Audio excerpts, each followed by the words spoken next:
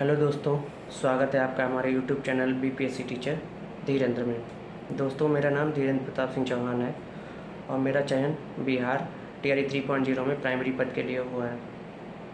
ये हमारा YouTube channel है और इस यूट्यूब चैनल पर मेरा ये पहला वीडियो है। इस पहले वीडियो के माध्यम से हम आप सभी को कुछ जानकारी साझा करना चाहते हैं, क्योंकि हमारे बहुत सारे मित्र हैं, जो साथी हैं, जो हमारे भाई बहन हैं, जो बिहार में आने वाली टीआरई 4 भर्ती है उसके लिए उनके बार बार पूछे जाने वाले क्वेश्चन जो हैं, एक ही क्वेश्चन उनका बार बार कि आपने तैयारी कहाँ से की थी, कि आपने अच्छे नंबर गेन किए टीआरई 3 में।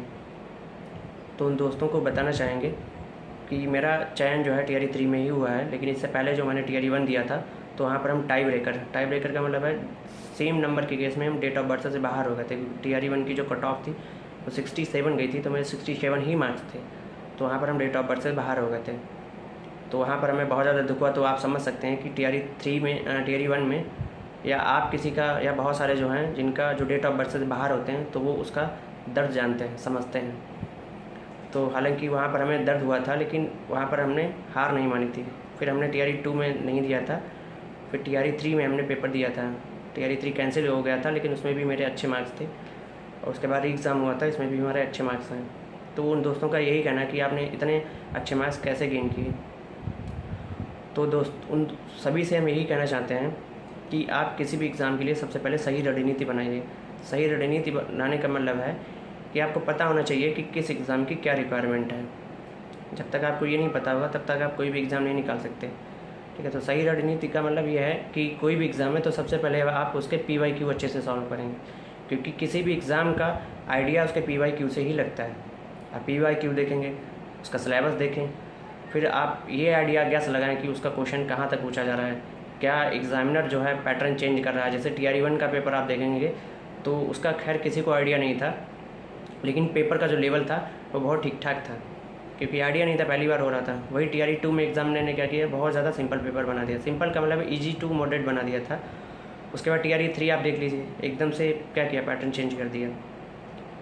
तो कहने का मतलब है आपको सही रणनीति बनाना है। तो टीआरई 4 जो अभी भर्ती आने वाली है, मे बी जुलाई के लास्ट में आपको देखने को मिले या अगस्त में देखने को मिले। भर्ती तो आएगी खैर, क्योंकि चुनाव है सितंबर अक्टूबर में, तो चुनाव से पहले वहाँ पे टीआरई 4 आएगा।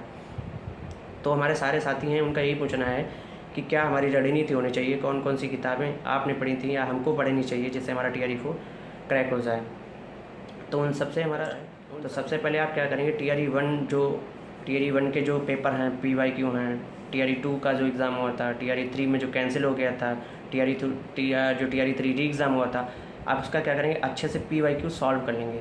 सॉल्व करने के बाद में आप लोग क्या करेंगे, वहाँ पर जो कॉमन जो टॉपिक हैं, जैसे मैं एक एग्जांपल बता रहा हूँ, जैसे टीआरई 1 में आप पेपर अगर आप उठाएंगे, 2 का उठाएंगे, 3 का कैंसिल वाला उठाएंगे, री एग्ज़ाम उठाएंगे, तो आपका वहाँ पे जो मात्रक वाला क्वेश्चन है वो कॉमन आपको मिल जाएगा। जैसे वहाँ पे एक ये लाइट वाला, प्रकाश वाला चैप्टर है, वहाँ से साइंस में आपको एक कॉमन चैप्टर मिल जाएगा।